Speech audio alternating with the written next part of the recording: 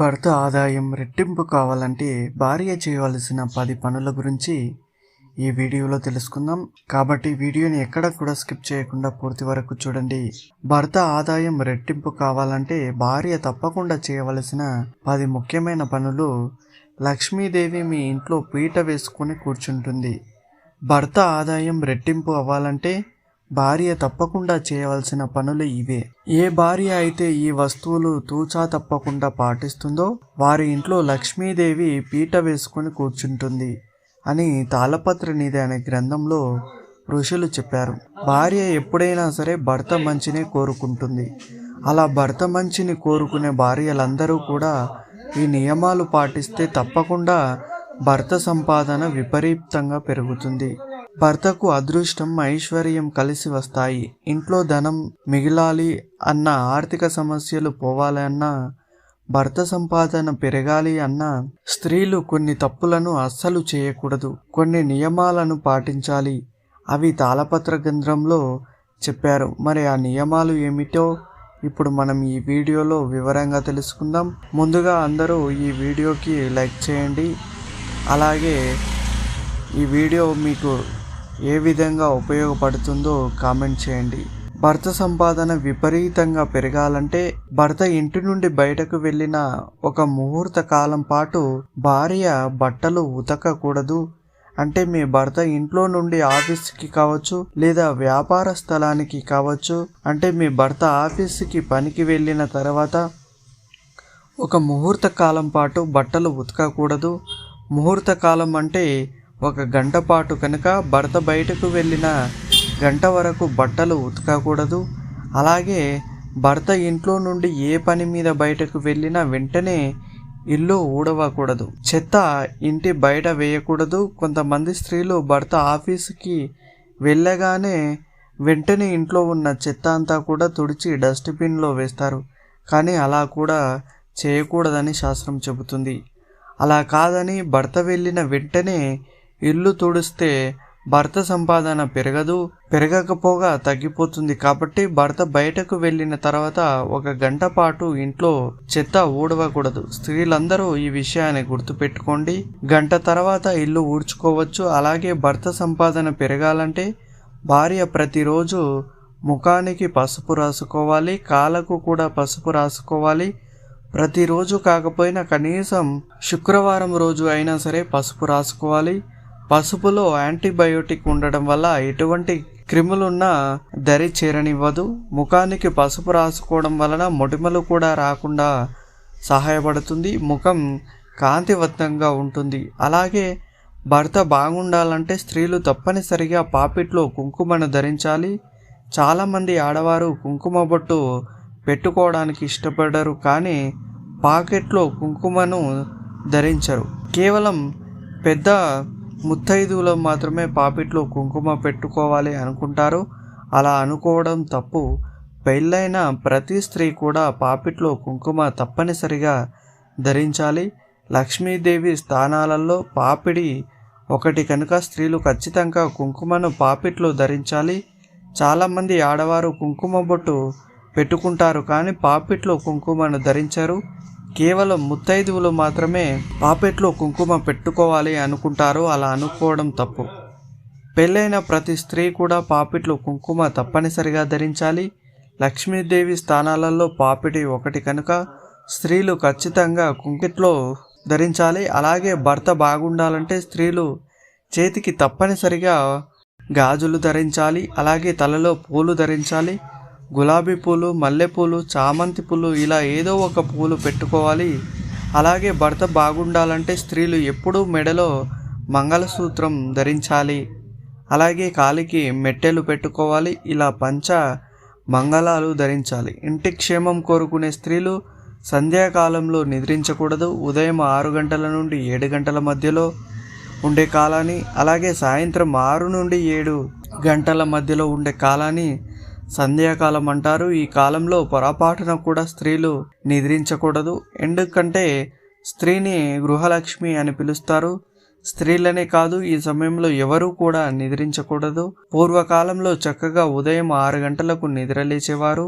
అందుకే వారికి ఎటువంటి ఆర్థిక సమస్య లేకుండా ఆనందంగా ఉండేవారు. అలాగే భర్త సంపాదన పెరగాలంటే స్త్రీలు ప్రతిరోజు వంట చేసిన తర్వాత 2 మెతుకుల అన్నాన్ని తీసుకొని దానిని ఒక చుక్క నెయ్యి కలిపి అగ్నికి సమర్పించాలి. ఇలా చేస్తే విఘ్నేశ్వరుడు యొక్క పరిపూర్ణ అనుగ్రహంతో మీకు ఐశ్వర్యం లభిస్తుంది. కేవలం 2 మెతుకులు సమర్పించండి చాలు. 2 మీదుగా అన్నాను సమర్పిస్తే లక్ష్మీదేవి ఎల్లవేళలా మీ ఇంట్లోనే ఉంటుంది. అదేవిధంగా భర్త మంగళవారం, శుక్రవారం, ఆదివారం రోజుల్లో క్షవరం చేయించుకోవడానికి వెళుతూ ఉంటే ఆ రోజుల్లో వెళ్ళకూడదు అని భార్య చెప్పాలి. ఎందుకంటే కొంతమంది పురుషులకు తెలిసి ఉండదు. స్త్రీలు అయితే ఆధ్యాత్మిక విషయాలను తెలుసుకుంటూ ఉంటారు కనుక మీ భర్తకు ఈ విషయాన్ని చెప్పండి. అదేవిధంగా ఆదివారం, మంగళవారం, శుక్రవారం రోజుల్లో మీ భర్త తెలియక గోర్లు కత్తిరిస్తే ఆ రోజు గోర్లు కత్తిరించకూడదు అని చెప్పండి. భర్త ఒకసారి ధరించి విడిచిన బట్టలను మళ్ళీ వాటిని ధరించకూడదు. అంటే విడిచిన బట్టలు ఉతకకుండా మళ్ళీ ధరించకూడదు.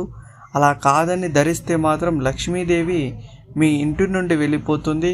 మీ భర్త విడిచిన బట్టలను సబ్బు లేకుండా నీటిలో అయినా జాడించి పిండి ఎండలో ఆరవేసి ఆ తర్వాత మీ భర్తకు ఇవ్వండి. అంతేకాని మాసిన బట్టలను మీ భర్త మళ్ళీ ధరిస్తే అసలు ఊరుకోవద్దు. లక్ష్మీదేవి అనుగ్రహం పొందడానికి ఈ చిన్న విషయాన్ని మహాభారతంలో కూడా చెప్పారు.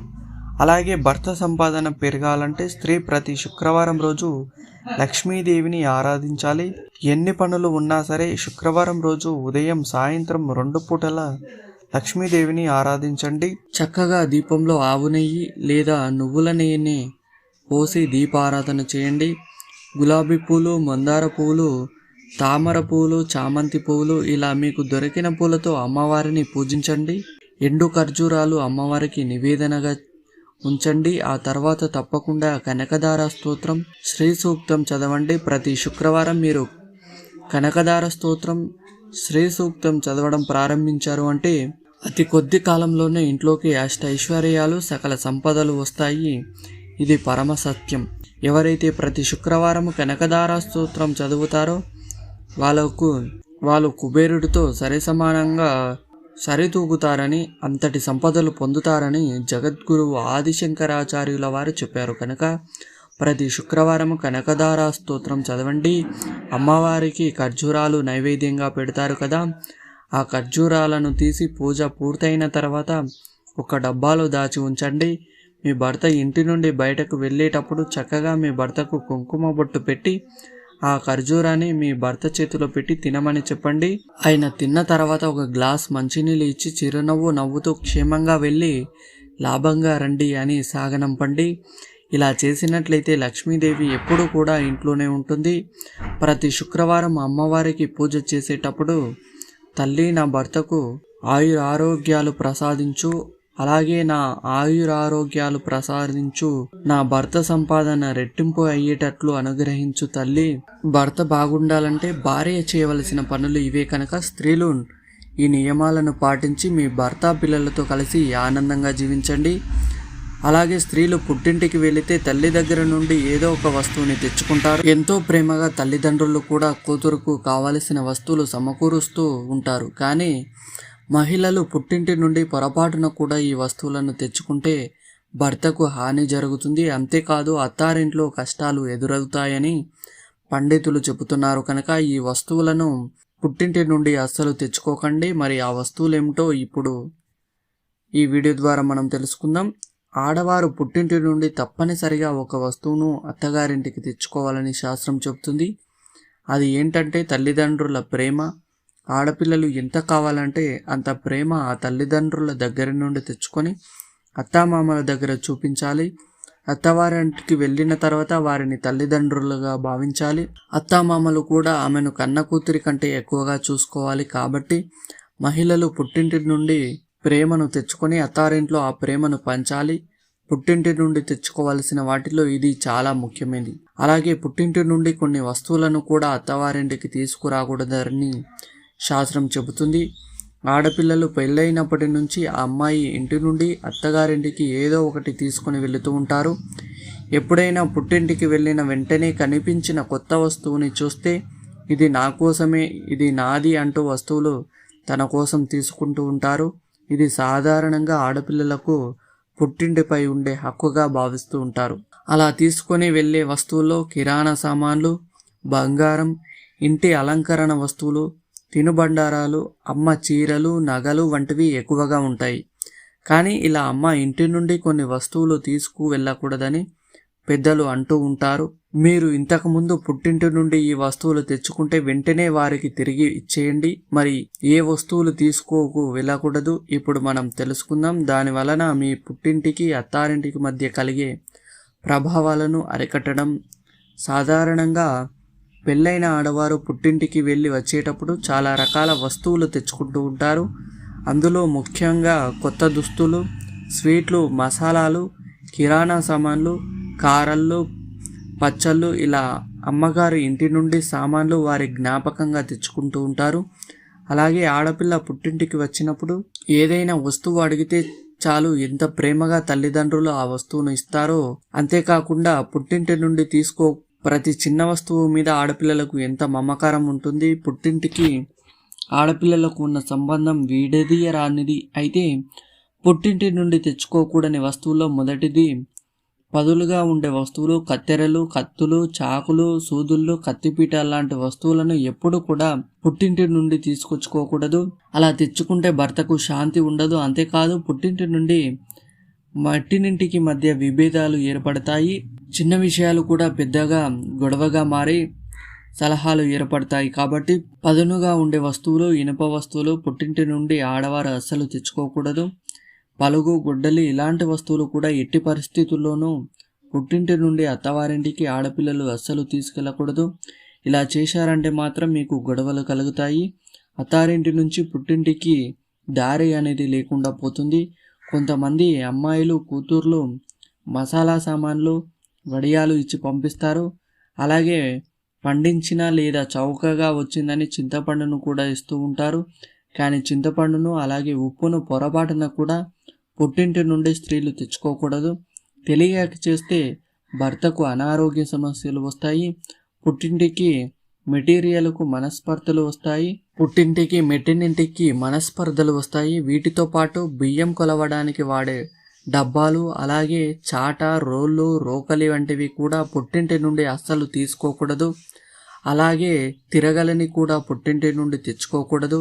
మీ భర్తకు అన్ని విషయాలకి కోపం వస్తుంది ఇలా తెచ్చుకుంటే. మీ భర్తకు ఒత్తిడి పెరుగుతుంది. ఇంటిలో గొడవలు వచ్చే ప్రమాదం ఉంది. కొంతమంది పత్తి పండిస్తారు. అటువంటి వారు ఆడపిల్ల ఇంటికి వస్తే పత్తితో ఒత్తులు చేసి ఆ ఒత్తులు కూడా ఇస్తూ ఉంటారు. కానీ అలా పత్తిని కూడా మహిళలకు పుట్టింటి నుండి తెచ్చుకోకూడదు. తెచ్చుకుంటే భార్యాభర్తల మధ్య సమస్యలు వస్తాయి. అలాగే అత్తామామలతో విభేదాలు వస్తాయి. పుట్టింటి వారి సంపద హరించబోతుంది. అలాగే కొంతమంది ఇళ్లలో కొబ్బరి చెట్లు ఎక్కువగా ఉంటూ ఉంటాయి. కొబ్బరి ఆకులతో చేసిన చీపుర్లు కూడా పుట్టింటి నుండి ఆడపిల్లలు తెచ్చుకుంటూ ఉంటారు. కానీ అలా చీపురును కూడా పుట్టింటి నుండి ఆడపిల్లలు తెచ్చుకోకూడదు. ఎందుకంటే చీపురు అనేది లక్ష్మీదేవి స్వరూపం, శుభ్రపరచడానికి ఉపయోగిస్తాం. కాబట్టి పుట్టింటి నుండి ఆడవారు మెట్టినింటికి చీపురుని అసలే తీసుకురాకూడదు. ఇక అమ్మ వాళ్ళ ఇంట్లో ఆకుకూరలు, కూరగాయలు, మిరపకాయలు పండించినప్పుడు వాటిని కూడా ఆడపిల్లలకు ప్రేమగా ఇచ్చి పంపుతూ ఉంటారు. వీటిని కూడా అస్సలు తెచ్చుకోకూడదు. అలాగే చేదు వస్తువులను అంటే కాకరకాయ, మెంతికూర ఇలాంటివి కూడా పుట్టింటి నుండి తెచ్చుకోకూడదు. అలాగే కారం, పచ్చళ్ళు లాంటివి కూడా తెచ్చుకోకూడదు. సాధారణంగా పుట్టింటి వారి ఇంట్లో పండించినవే కదా, ఎలాగో ఫ్రీనే కదా అని పండిస్తూ ఉన్నాము కానీ అని ఎంతో ప్రేమగా ఇస్తారు. అయినా కూడా ఈ వస్తువులు పుట్టింటి నుండి తెచ్చుకోకూడదు. తెచ్చుకుంటే పుట్టింటికి అత్తారింటికి అస్సలు మంచిది కాదు. పుట్టినిల్లు చల్లగా ఉంటేనే కదా మీరు మెట్టిని ఇంట్లో హాయిగా ఉండగలుగుతారు. కాబట్టి మేము చెప్పిన ఈ వస్తువులను పుట్టింటి నుండి అస్సలు తెచ్చుకోకూడదు. పుట్టింట్లో పూజా గదిలో ఉండే సామాన్లు ఉంటాయి కదా, అంటే దీపం కుందులు, గంట, హారతి, పళ్ళు ఇలాంటి సామాన్లు కూడా మెట్టినింటికి తీసుకురాకూడదు. ఇలా తెచ్చుకుంటే మీ పుట్టింట్లో లక్ష్మీదేవి అనేది ఉండదు, మీతో పాటు వెళ్ళిపోతుంది. కాబట్టి పుట్టినింటి నుండి ఈ వస్తువులను తెచ్చుకోకుండా ఉంటేనే మంచిది. చూశారు కదండి. ఈ వీడియో మీకు నచ్చినట్లయితే లైక్ చేయండి, కామెంట్ చేయండి. అలాగే మన ఛానల్ని తప్పకుండా సబ్స్క్రైబ్ చేసుకోండి. ధన్యవాదాలు.